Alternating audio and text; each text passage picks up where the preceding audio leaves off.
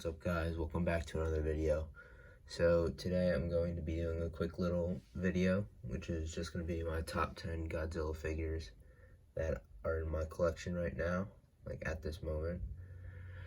So let's get into it. So coming in at number 10, we have Neca Godzilla 2014. This is the reissue.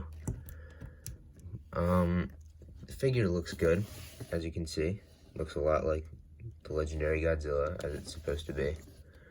But the real problem with it is its articulation. The neck barely, other than like maybe some side to side, it does not go up and down. It goes side to side a lot though. The mouth does move, but these legs, they're really hard to animate with, like walking and stuff.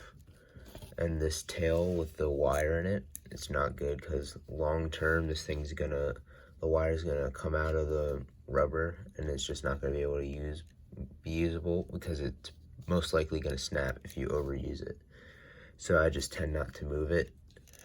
So yeah, that's why this figure comes in at number 10. Okay, so coming in at number 9 is the Godzilla vs. Kong from SH MonsterArts. So this figure is great for a Kong figure, but there are a lot of bad things about it too. For one, without like a stand or some sticky tack or anything, it's really hard to balance him, so you can't just have him on his own. And mine, I don't know if this is for anyone else, but mine, the joints come off really easily. Like if I try to bend his arm, it just comes right off. So that's a big problem with mine. And on this arm, it's this part. So it's really hard to animate. And I also heard that these legs snap really easily. So that's another bad thing about it. But he looks a lot like Kong. The axe is really well detailed. And it's overall a pretty good figure, other than its mishaps and stuff. So that's why Kong comes in at number 9. So coming in at number 8, we have the Godzilla 1954, the original version from Neca. And this figure is it was hard to pick number 8 between two figures. But this one, I'd say, takes number 8 because these knees don't bend at all, except like that's all you get out of it. So that's one thing. And he also is like has the wire tail once again. So this thing, like I said, with the 2014 is going to snap very easily and the wire might poke out for overuse. But the articulation is a big improvement from 2014. He can look down a lot.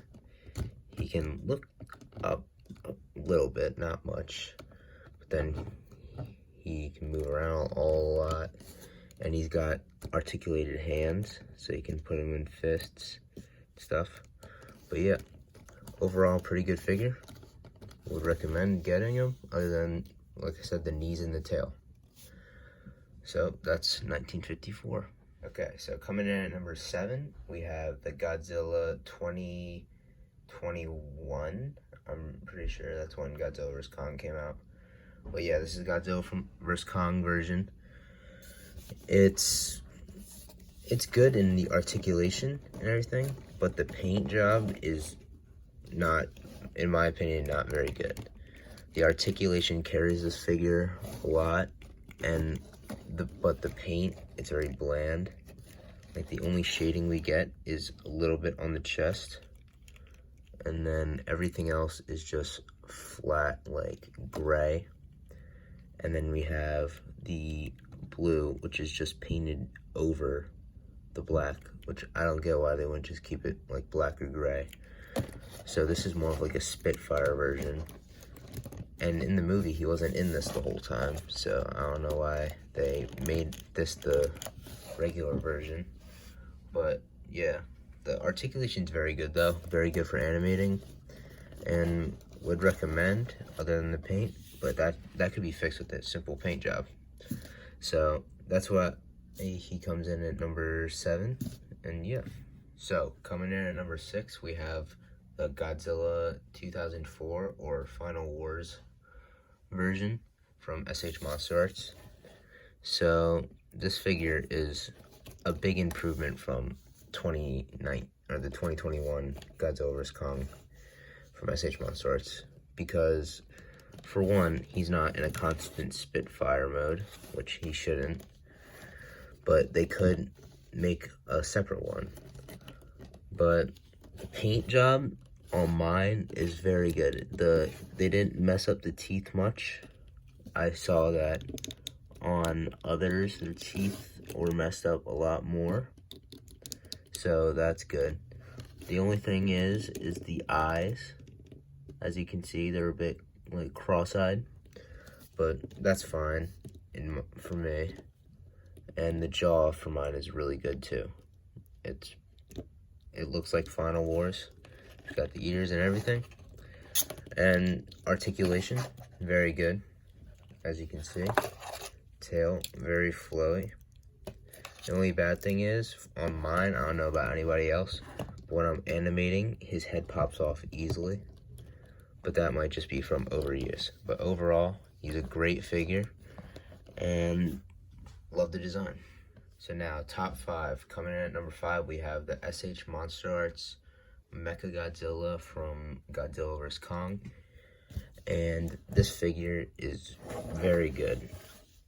It covers everything you'd need on a 2021 Mechagodzilla, but there are minor flaws.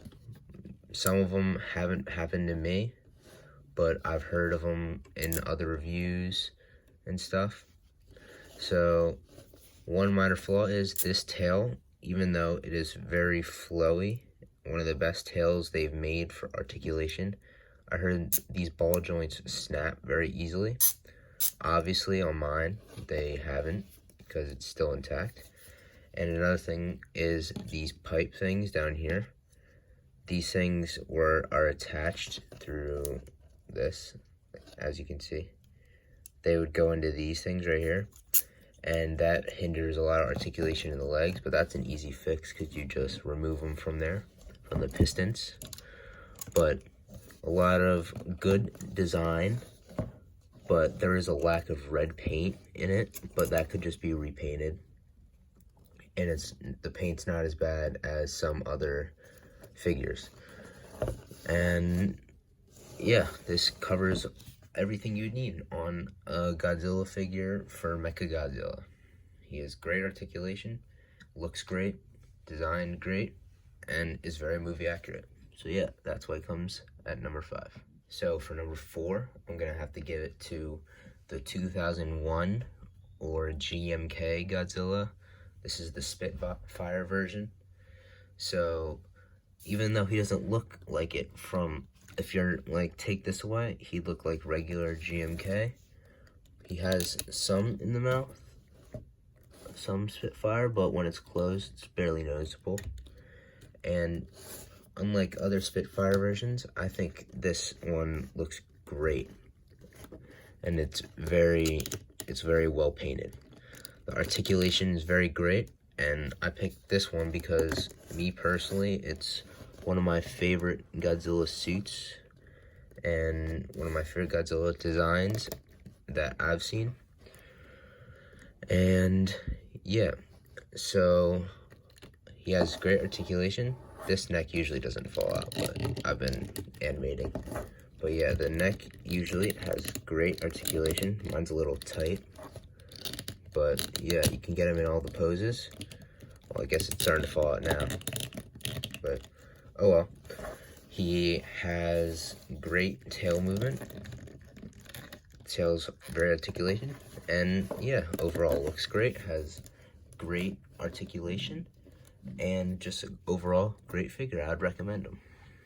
So coming in at number 3 is the MonsterArts Gigan. This is the first release.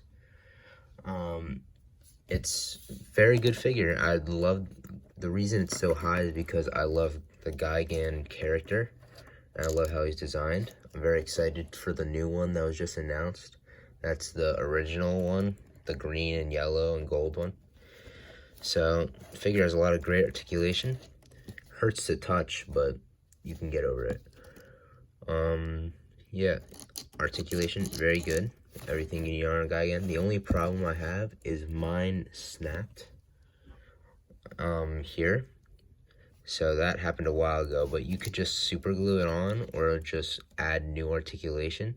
I'll probably end up just super gluing it back on so that it just stays there. And yeah, great figure for animating, great figure to look at on the shelf, and yeah, overall, I would recommend it. So that's why it comes in so high, and yeah, it looks great next to your Final Wars Godzilla if you like posing them stuff. So yeah, that's Gigan from Godzilla Final Wars, or 2004. So at number 2, we have the SH MonsterArts special color version King Ghidorah from Godzilla 2019, or King of the Monsters.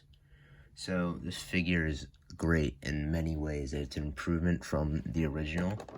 There's a lot of new like articulation added, or not articulation added.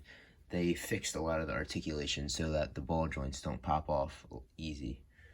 So like on this head, you can see that it moves and nothing's popping off. On the original, that would have popped off. So yeah, it's a great improvement. The paint looks a lot better on this one. It's very metallic, and it's while it's not very original to the original stuff, I think it's an even better look than it was in the movie.